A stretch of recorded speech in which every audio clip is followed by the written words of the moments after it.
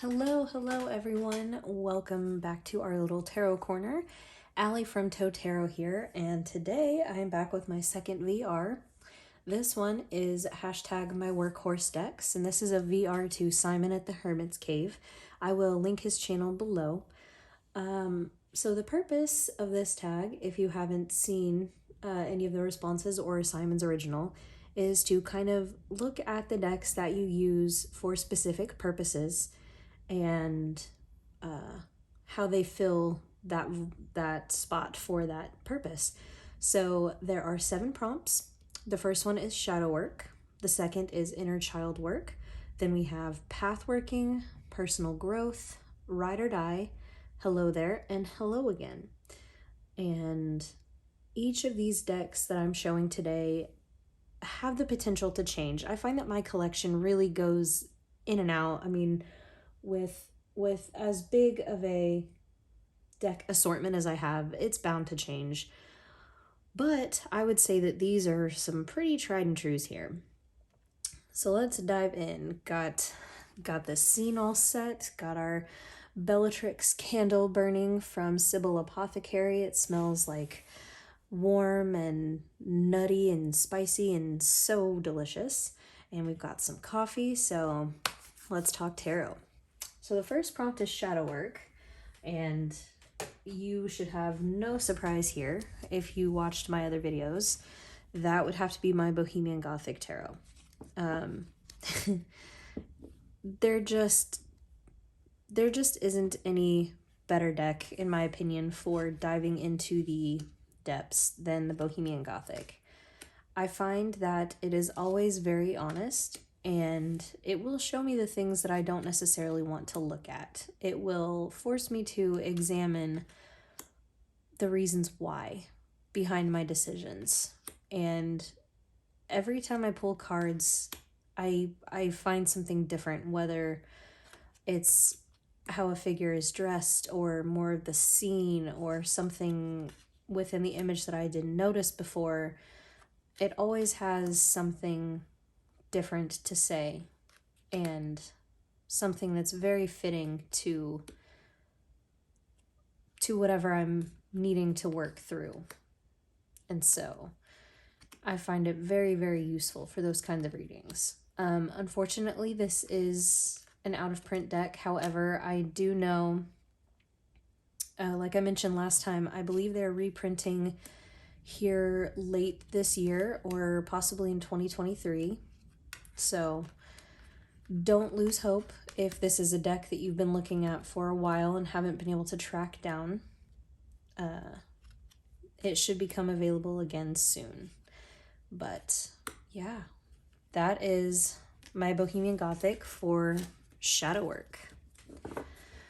Now, prompt number 2 is inner child work. So it's obviously a deck that you would use to do work surrounding inner child work. Wow.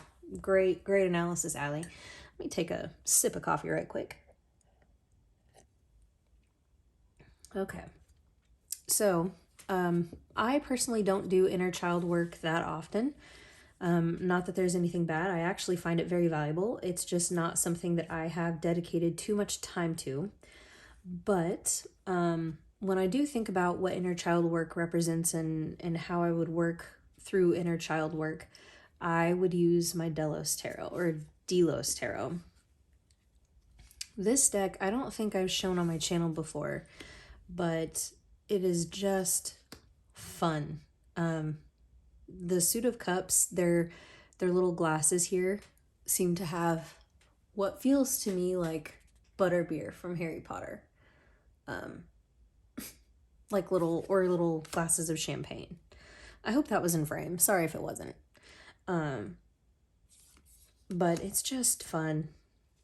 All of the wands, see the little detail on this table. It says as above, so below on the magician's table. It's very fitting. And all of the wands in the deck have these little puppet heads at the end. And I mean, the block horses on the chariot, like it's just fun. It's a great deck. I really do think that any deck can be used for any purpose. Oh, so here are the more of the wands that I was talking about. But yes, I feel like any deck can be used for any purpose, right? They're just tools. I was recently watching a video from Theia at Garden Goddess Tarot. Her most recent video talking about her depth year and kind of, I want to call it kind of like deck psychology, where she was talking about how she was coming to this realization that regardless of how few or how many decks you have, the work shouldn't necessarily be in finding the correct number, right? Because that really doesn't exist. It's very open to interpretation. It's very subjective. It's very much what you are comfortable with. But we've kind of come to a space within the tarot community where, like, you know, there's always things like FOMO, fear of missing out, or I'm so guilty of this, buying a deck because I see someone else have it and that makes me want to try it, and then I end up with a deck that I don't ever use, so it just sits on the shelf. But it's just really fascinating. I don't want to butcher her thoughts or her words, so I will also link that video, but essentially,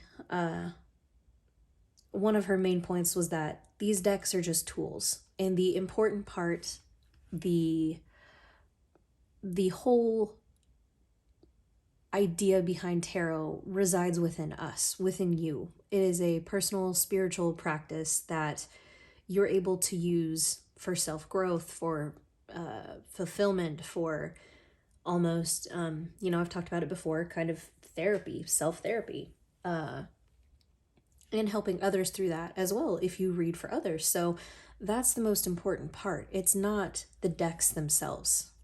And so very, very interesting video. All that to say, I'm very, very glad I have this deck, even though I don't use it that often.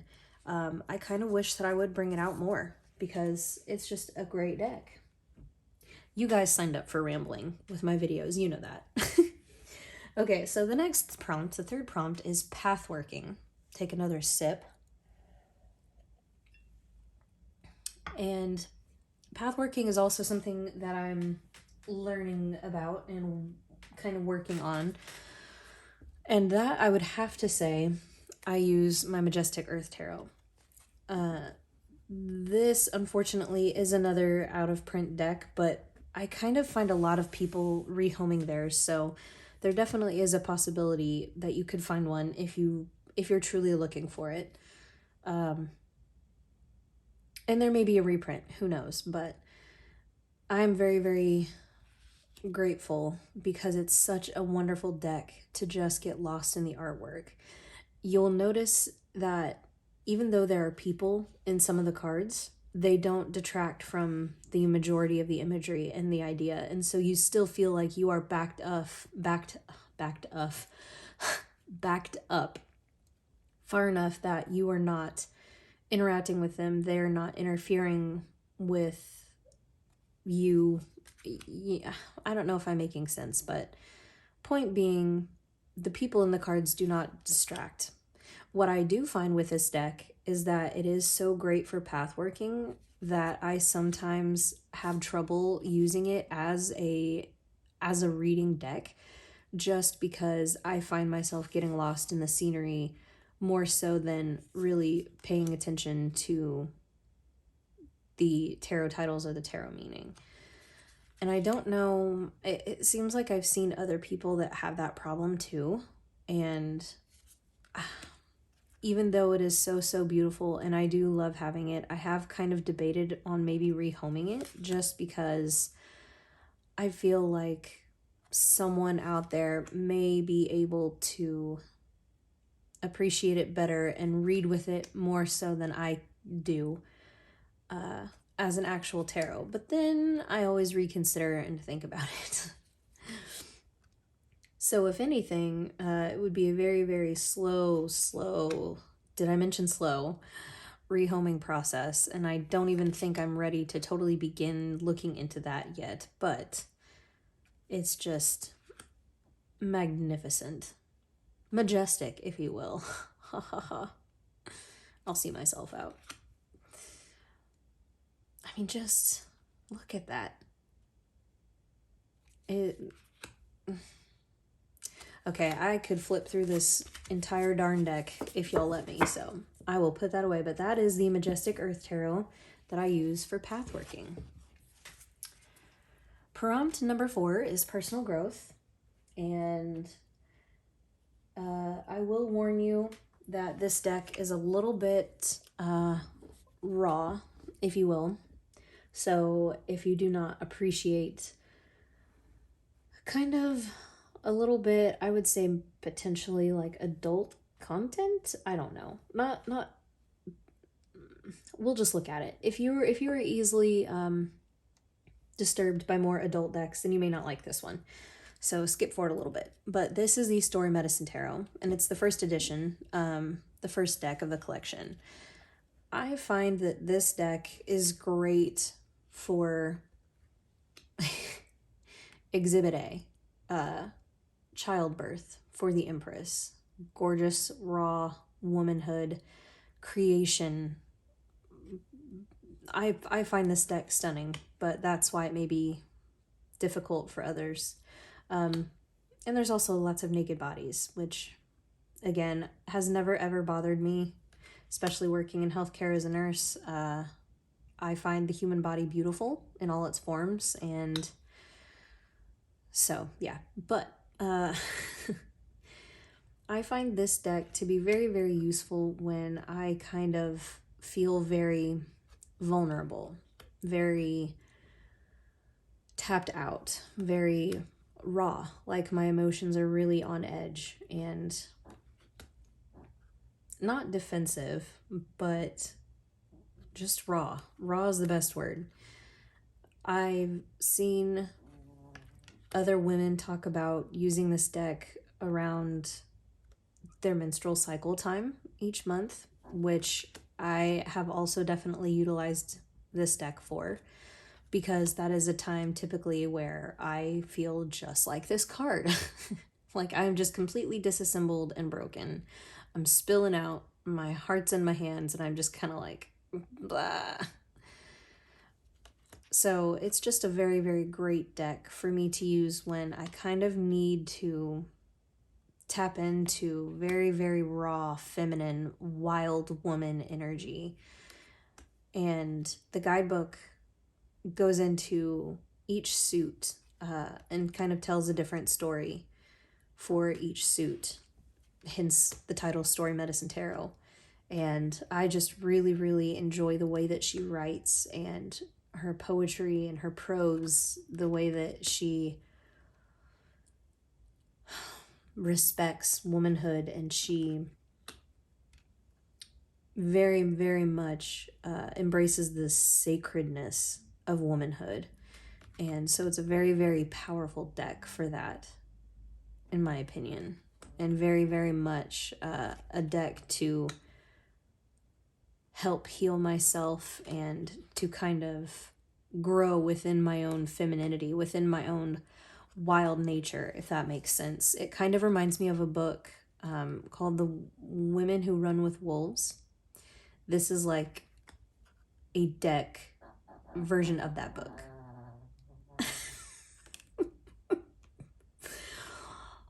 Don't mind that little noise. My pups are both cuddled in here with me, and they're snoring. Bless. Yeah, again, it's a deck that I could flip all the way through, sorry. But that is my Story Medicine Tarot, a deck that I use for personal growth. Now the next prompt, number 5, is Ride or Die. It's a deck that you can go to time and time again, a deck that will always be important to you, that you always have, and just a deck that never lets you down. And for me, that is the good old Crow Tarot. My last VR that I did, I talked about this deck and how it was the first deck that I learned with. And so for that reason, it really is my ride or die. This to me is my beginning. This is my foundation. And so it will always be very, very important to me, and I will never be able to be without it. Again, it is one of those decks that I don't use too often anymore because of how large my collection now is.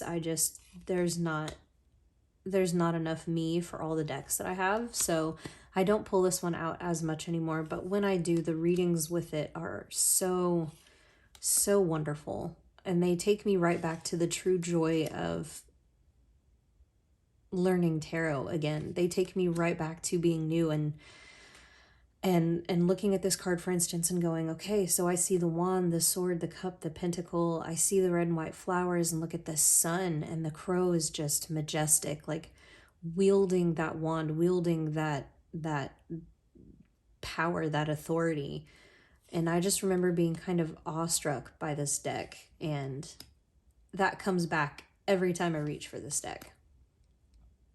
So this is my Ride or Die deck, the lovely Crow Tarot by NJ Cullinan.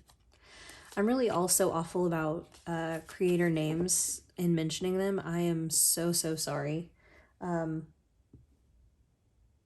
It's not out of any disrespect to creators. I am kind of horrible with names, so I do apologize. Now the next prompt is Hello There. So this is a deck that is kind of new to your collection and that you're still kind of getting to learn. And for me, I have a couple that I'll show you. The first, we're going to get a sip of coffee.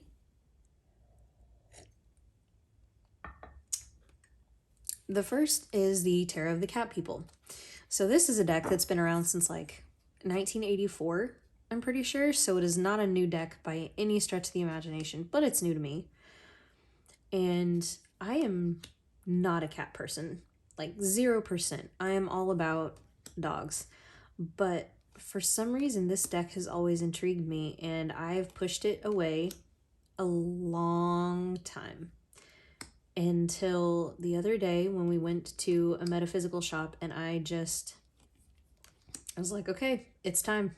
It is time for you to come home with me and for me to understand you. And so far we're having a lot of fun. I really dig this like sci-fi whole other world feeling that I get from this deck. The boyfriend is a huge Star Trek fan, and so this, like, we always have it on in our house, and this to me kind of reminds me of like some sort of like humanoid species that the crew on the Enterprise would encounter, like this cat people species on this planet that just, yeah, I don't know. I'm a nerd, but it's really, really neat and really, really interesting. And I love the colors. It's just well done. Very well done. And I'm having a lot of fun getting to know her. So far, she does seem kind of cheeky, but in a fun way. It doesn't seem like a very heavy deck for me at all. And so I'm kind of enjoying playing with her. Very much, honestly, very much like a cat. Just having a good time, just batting at the string, So we'll see, but that is Tarot of the Cat People. And for my other Hello There deck, I have an Oracle, and it is Wisdom of the Shadow. This deck has also been around for a while, but I just decided to have it for myself. I love these black edges. They are beautiful. These are the backs. So the thing I like about this deck is this art is so interesting and very, very mesmerizing. I mean, I could get lost in any one piece of the artwork. And the keywords on it are very, very expansive. And I find that the guidebook really is great too. But I kind of get really, really great intuitive hits on it on my own already. And so I don't necessarily feel the need to use the guidebook. But as I said, it is phenomenal. So I will read through it and work with it as well. But I mean, this is just such a wonderful, wonderful addition for me. And it will pair with so many decks, I feel, because of all the colors and the expansive keywords, as I said. It can kind of fit with anything. See, and this is what I was talking about with the detail. So you have, let me make sure this is in frame. So you have authenticity, but look at the detail all throughout this card. And the mask says, I'm fine, but it's shattered in pieces. And at the center you have, I am here. So just, wow, right? Wow. It is definitely a treasure. I'm very much loving this deck so far. So that is Wisdom of the Shadow for my second Hello There deck. The final prompt, if you've made it thus far, thank you. But the final prompt in this video is Hello Again. So this is a deck that you may have had in your collection for a while that you're kind of getting to re-know. Let me take a sip.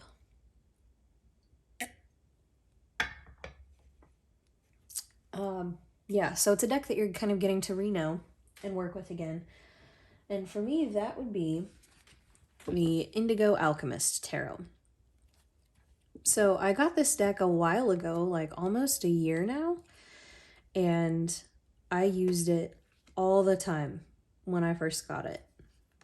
And I haven't touched it for a hot minute. But every time I bring it out, I don't necessarily even remember why. I mean, I do, because I literally get decks and Kickstarters and things. But okay, and this is another deck. Let me bring it in close again. So like this deck, or this card, is the Five of Swords, and each of the swords has a phrase on it. I don't care, leave me alone, I hate you, I'm right, you're a liar. It just really brings in that aspect of the Five of Swords. And the Temperance card.